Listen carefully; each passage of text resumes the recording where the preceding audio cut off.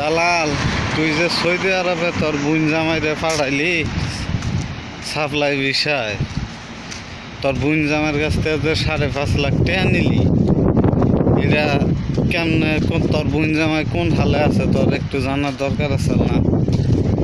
জানলি না? তোর বাহেরা যে পাসপোর্ট রাইখে দিছে সাপ্লাই বিষয়ে যে পাঠাইলি, তোর বাহেরা যে পাসপোর্ট রাইখে দিছে, এখন আমি বাংলাদেশে যাবো কিবা? তোরে যে টেয়া দিলাম আমি কি তোর বোন জামাই লাগি না? আমার আঙ্গর কষ্টের টেয়া না? তোর বোনের ভাড়া দিয়ে কি তোরে টেয়া দিছিলাম? সুরের বাচ্চা দালাল, সৌদি আরবে যে তুই আনলি তোর বোন জামাইরে সাপ্লাই বিষয় দিয়া, এখন যে ও কোম্পানি পাসপোর্ট রেখে দিছে, ও পাসপোর্ট কারাই না দিব তোর বোন জামাইরে? তোর বোনেরে যায় যে ছুটবো, এখন যদি ছুটি যাবার যায় তাহলে কি ভাই যাবো? তোর বাহেরা তো পাসপোর্ট দেয় না, অফিসে গেছিলাম, এখন কি উপায় ক?